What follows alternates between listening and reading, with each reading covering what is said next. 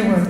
Now we are going to move to the MRVP presentations, oral presentations, where the winners of the 2018 Ibrahim and Loulu Durr MRVP Award will present their research work. I would like to welcome the co-director of the MRVP program, Dr. Bilal Kaafarani, Organic Chemistry Professor, who will introduce the program.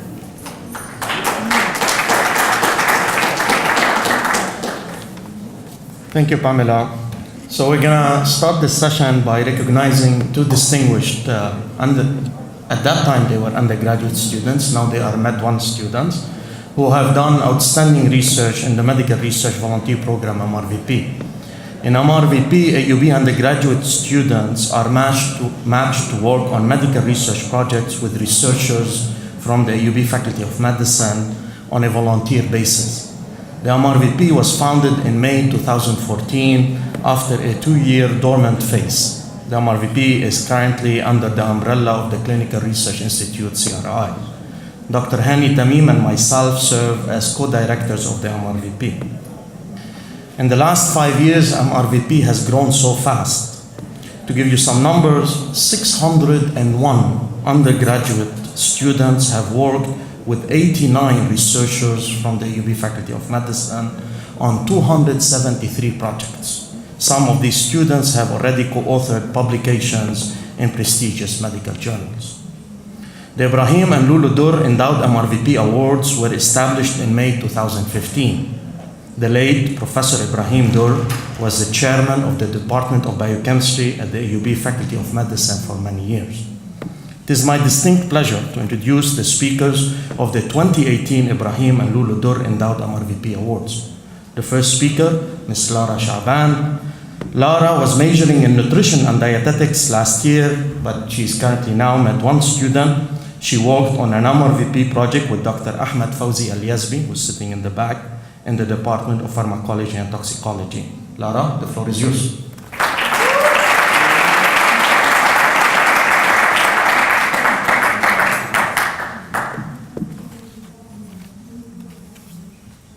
Good afternoon, everyone. My name is Lara Chaaban. I'm going to be presenting today about the inward rectifier potassium channel, which is a crude pore with an exciting role in early vascular dysfunction of metabolic disease. As we all know, diabetes is one of the major metabolic diseases worldwide. It has been on the rise mainly due to the shift towards the Western dietary patterns that are rich in saturated fats and refined sugars. It is usually accompanied by cardiovascular complications, with atherosclerotic vascular disease being the leading cause of death among those patients. And in this presentation, we're going to be focusing on the endothelial dysfunction, which is basically an early predictor of the atherosclerotic vascular disease and starts early in the pre-diabetic stage. So the endothelial layer has a very important role in regulating the vascular tonicity. It basically does so by 3 major mechanisms. We have the nitric oxide pathway, the prostaglandin pathway, and finally the endothelium-dependent hyperpolarization pathway, which will be focused upon in this presentation.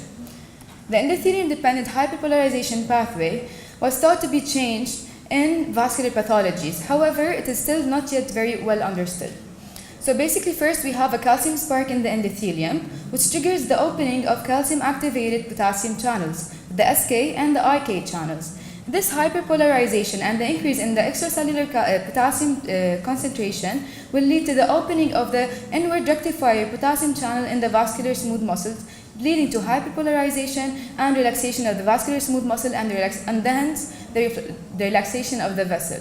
It does so also by another way. It spreads the hyperpolarization in which the KIR channel on the endothelium are also activated, and the hyperpolarization spreads from the endothelium to the vascular smooth muscle cell layers through gap junctions. So we hypothesize that there is a possible impairment in the inward rectifier potassium channels in metabolically challenged rats, hence leading to a reduced endothelium-dependent relaxation. So for this purpose, we use a mild hypercaloric rat model. It is basically a modified high-fat diet model, but instead the fat composition was reduced to 38%, which is slightly higher than that recommended by the ADA, which is up to 35%. Fructose was also added in order to simulate the Western diets that are rich in refined sugars. So we ended up with a diet that is that has 1 additional calorie more than the normal child. So this mild metabolic challenge causes metabolic remodeling that is slow and progressive, and thus allowing us for a reasonable window of time in order to study the vascular dysfunction at different stages. Those are our experimental groups. We have the control and the MHC group.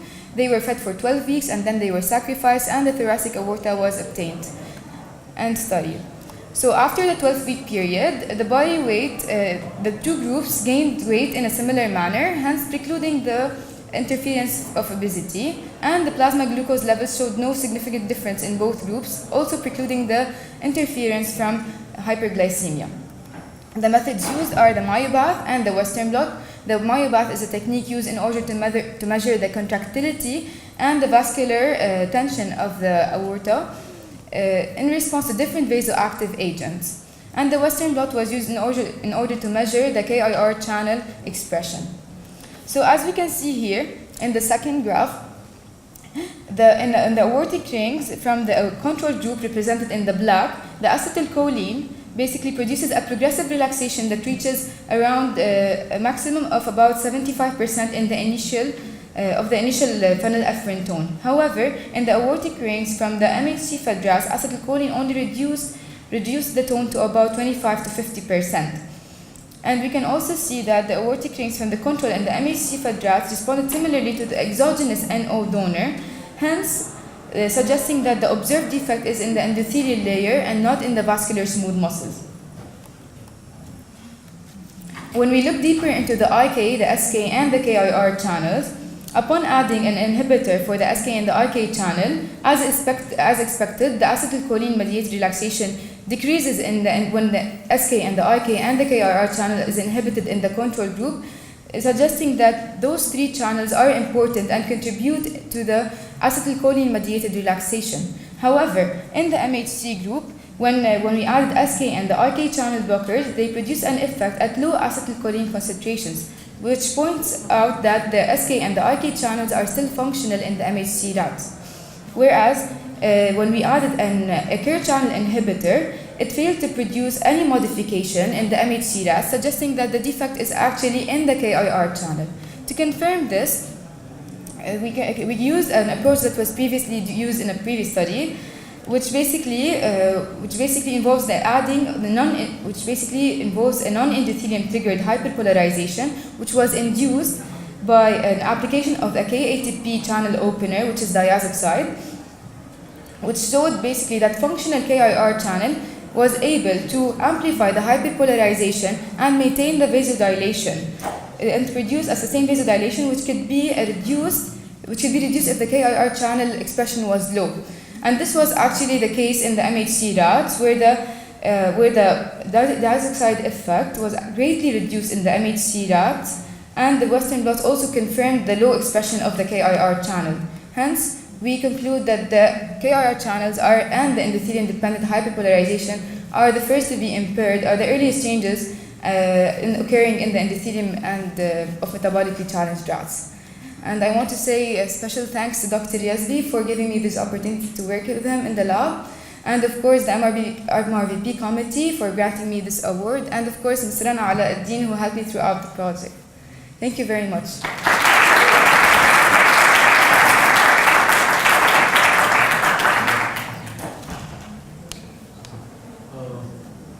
Lara, thank you very much for this presentation. Thank you, Lara, for your presentation. Dr. Tamim will be asking you a question. Thanks. Lara, thank you very much for a very nice presentation. If I didn't know that you were Med 1 student, I would have said you're one of the residents who was presenting. Okay. So very well done. I just want to ask you, I'm not going to ask you a scientific question. Okay. How was your experience with the MRVP? It was great. I learned a lot of techniques, regardless of the amazing people that I met in the lab. I saw how the flow in medical research goes, and it's very smooth and organized, and it's very systematic. So I like working in medical research. I gained a lot of experience, and I'm more interested now in working in the medical research field. Thank you. Thank you very much. Thank you.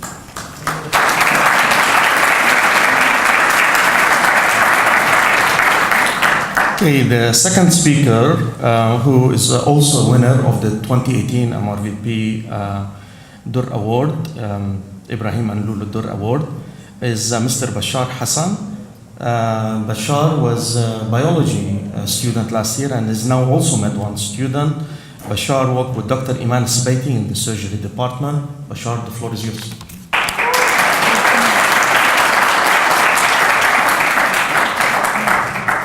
Thank you, Dr. Kaafarani. Bashar Hassan, Med 1 student. Today I'm going to present to you the research project I have been working on with Dr. Sbaiti, Department of Surgery, comparing the oncologic outcomes of partial mastectomy for breast cancer patients performed either upfront or following preoperative systemic chemotherapy, a matched retrospective cohort.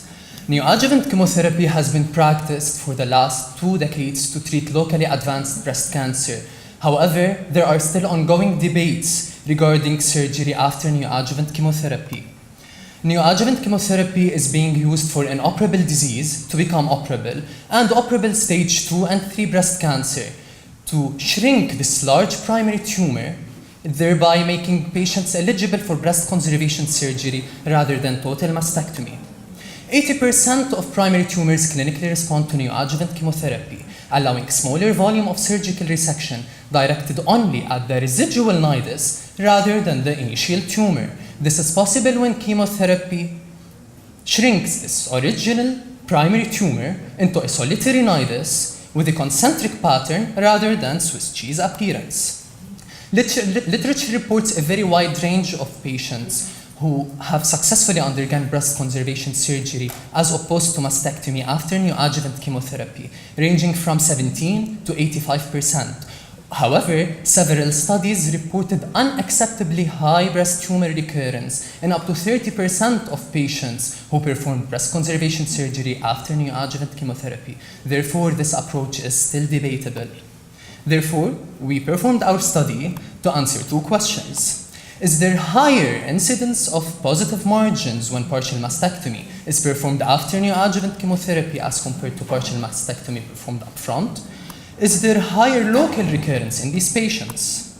So, we included biopsy-proven non-metastatic breast cancer patients diagnosed between 2011 and 2013. They were Lebanese women older than 18 years old who have undergone breast conservation surgery and at least 4 cycles of neoadjuvant chemotherapy at UBMC.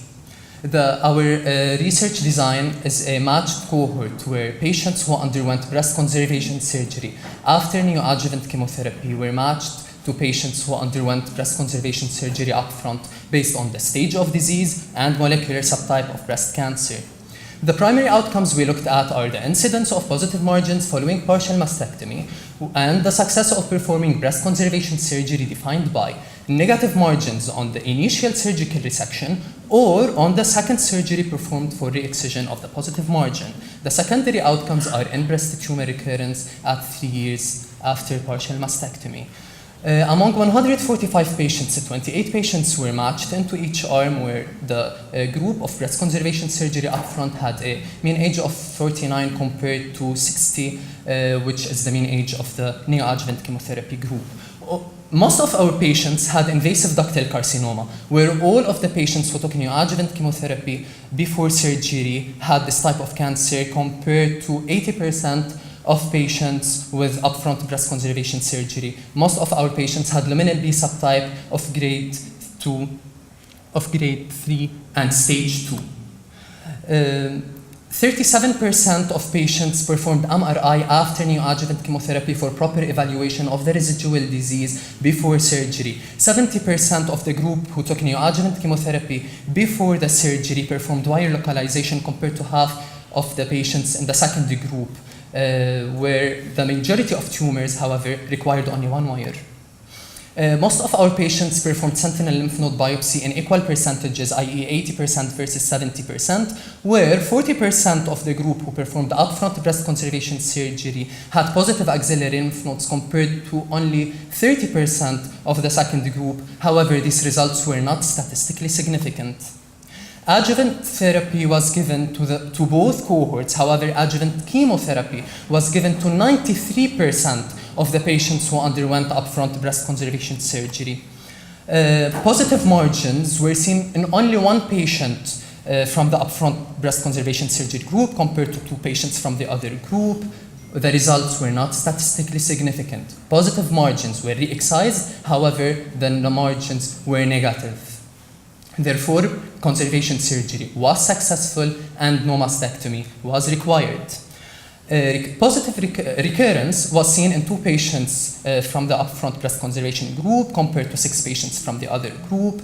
Among these 2 recurring patients in the upfront breast conservation group, they had distant metastasis. However, in the other group, 2 had in-breast recurrence, while 5 had distant metastasis. The results were not statistically significant.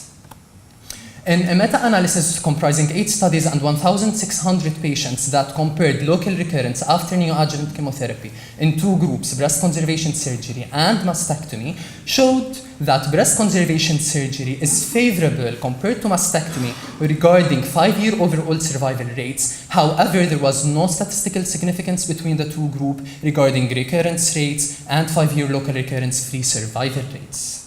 Breast conservation surgery after neoadjuvant chemotherapy is possible. Appropriate patient selection and radiologic evaluation of the residual tumor after neoadjuvant chemotherapy is crucial. Local recurrence is not higher with breast conservation surgery after neoadjuvant chemotherapy when an adequate lumpectomy is performed. Thank you, Dr. Sbaiti, for nominating me for this award.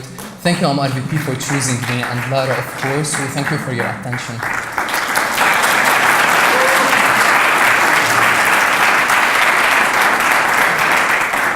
Thank you, Bashar. Dr. Tamim would like to ask you a question. Okay. Hi. Very nice presentation. Thank you. Very well done. Kenneth, my question is very similar to the question I asked Lara. Are you still working with Dr. Sbaiti on the project? And do you think MRVP exposure during your undergraduate years has contributed to your interest in research and the continuity of your research work? Okay, yes, I'm still working with Dr. Sbaiti on the project, and we're currently writing the paper. MRVP have contributed, and by the way, I'm very thankful for Dr. Sbaiti who have been supporting me all the way. MRVP have contributed so much to my personality. It has introduced me to the thing I will wake up every day to do, which is surgery, hopefully, and clinical research.